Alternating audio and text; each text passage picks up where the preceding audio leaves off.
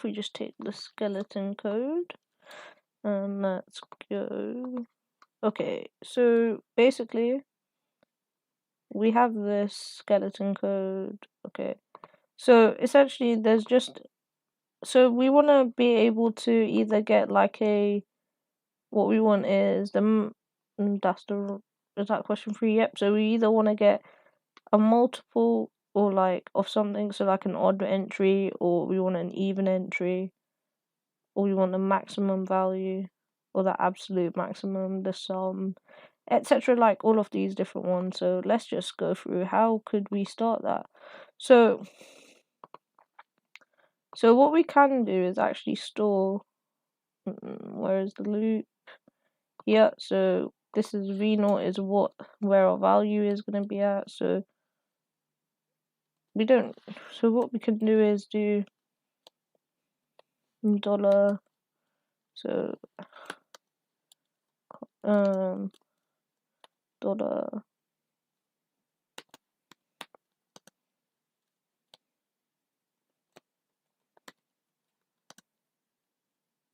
actually we don't even need to do that, we can just do div, and we just want to put it into t1, yep, t1's fine to use, comma, dollar v0, comma 2.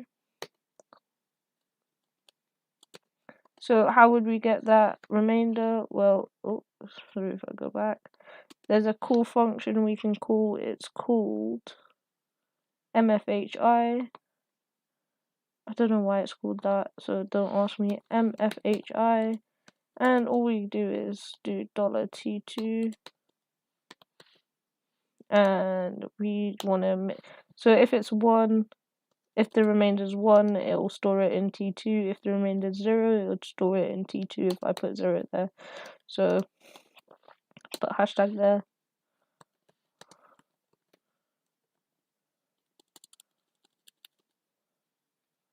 Actually, do I need to even do that? I don't think I need to even do that. I just need to, okay. So I don't need to store, I don't even need to do that. It just will store whatever.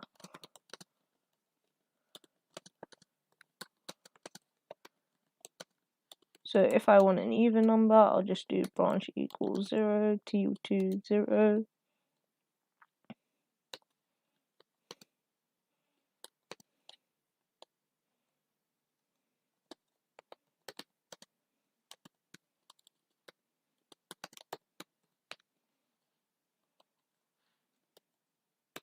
If it's not 0, then we can just go to $t2, comma, $0, comma, odd.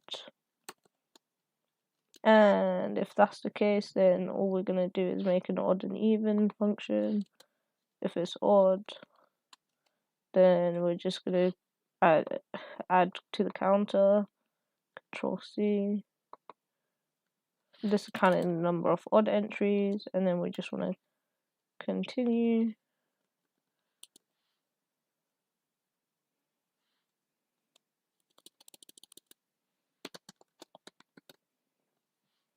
And we'll just call continue over here.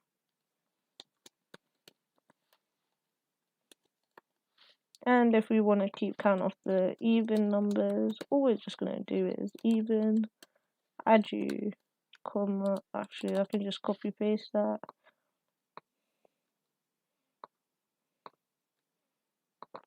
And essentially that's you keeping track of even and odd numbers. So if the number is even, it will branch to the even, and this is your counter for the even. But yeah, pretty much finding out odd and even numbers in MIPS is quite easy. You just use this function mfhi. Okay, and what we can do is even go further with this function mfhi. So if we get rid of this stuff, actually let me just put this into the chat for you guys.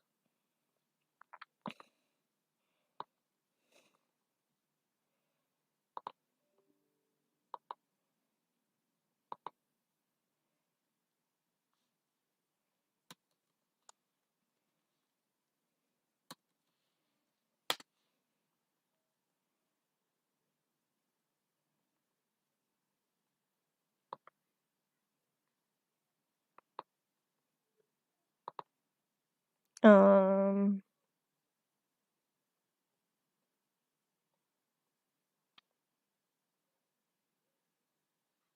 not checking that channel while we're all on here. Sorry. Stores the remainder.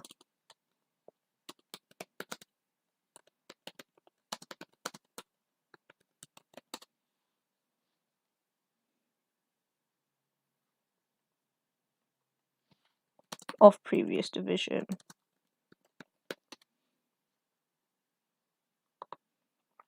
So basically, so the division is here. So whatever the remainder is gets stored into this. I don't know what it stands for. Maybe I'll Google that real quick.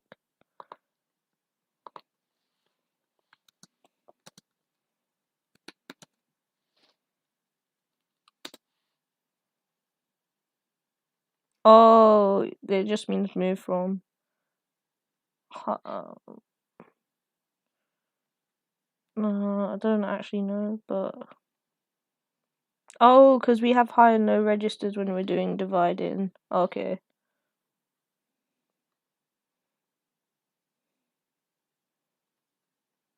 Okay. Basically, this is gets stored in a low register. I don't know. There's a whole thing behind it, but we don't really need to get into it. But so essentially, if I show you QT-SPIM.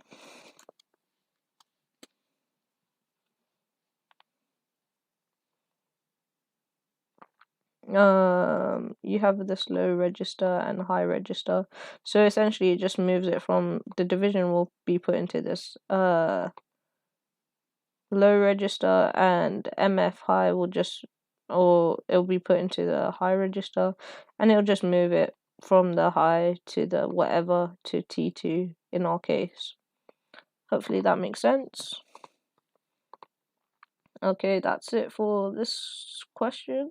Well, actually, there was more, finding the max, and okay, and essentially what we can do with this is that we can go further. So if it was a multiple of 4, then if it's not equal to 0, then we know that it's not a multiple of 4 here.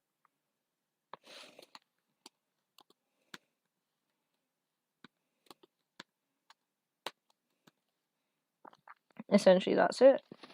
Okay, now, you know, I actually thought about the maximum and minimums for a very long time, longer than I should have, till I came to a solution that I thought is doable, actually. So essentially what I want to do is I start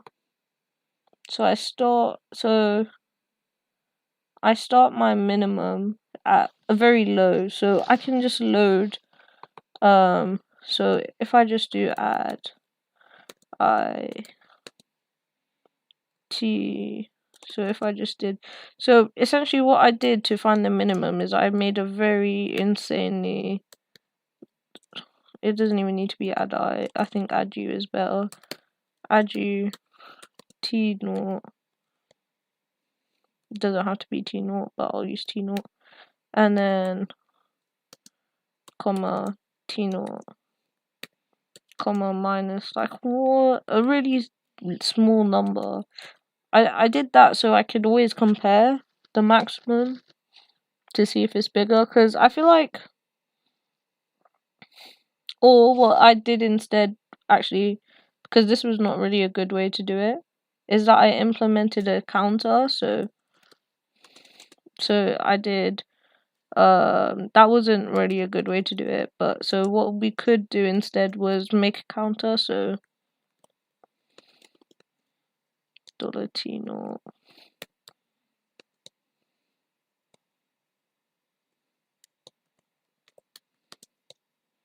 $0, so that just starts a counter,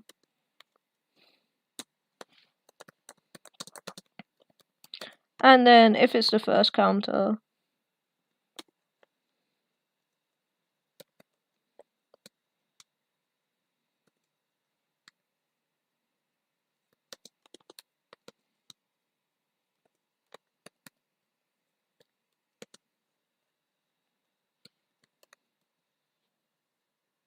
Sorry, I don't really need this right now, but yeah.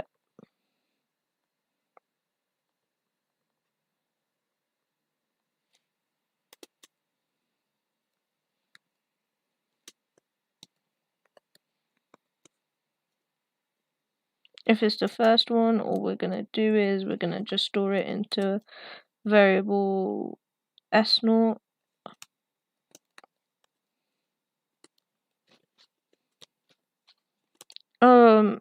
Guys, I'm still not sure how to just load a variable. I feel like li means load integer, but I'm not sure if that will give us an error if we try that, but yeah.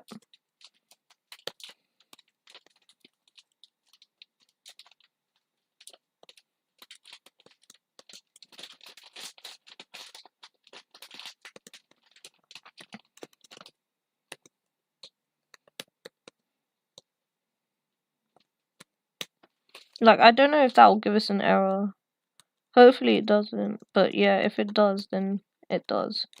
But yeah, so if it does, then we'll find a different way to load the integer into s0, but hopefully it doesn't. Okay, and then if it's not, then we're just gonna do then all we're gonna do is bgt branch greater than.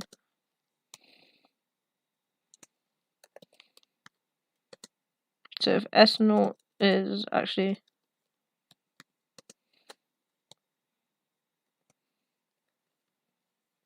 comma v0.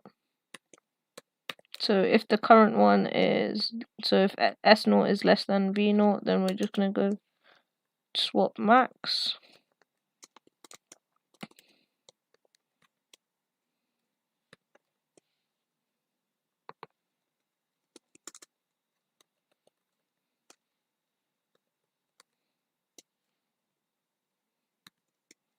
Is just gonna be we're just gonna load integer $s0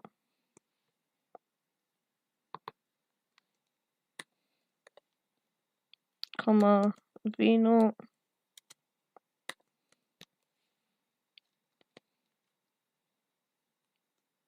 Otherwise we're just gonna continue keep going through. But yeah, essentially that's how I would go about finding the max. If I wanted to find the minimum, I'd just do the opposite, so branch greater than.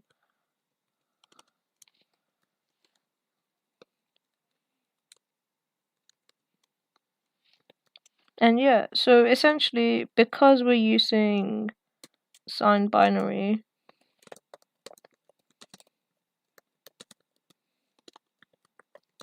we should have 0 issues.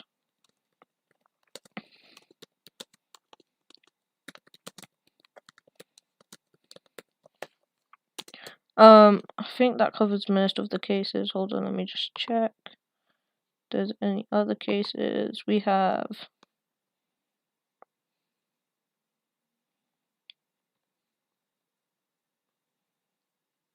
the absolute value of the total sum. Okay, so if we just wanted to know how many negative numbers there are, we just say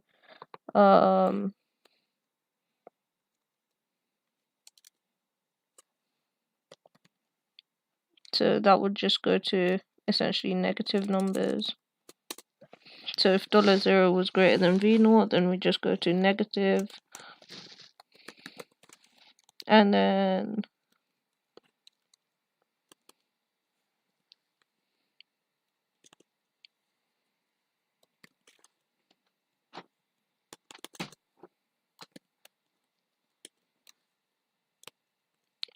the same way we did it for the odd and evens, we just do s0 plus 1.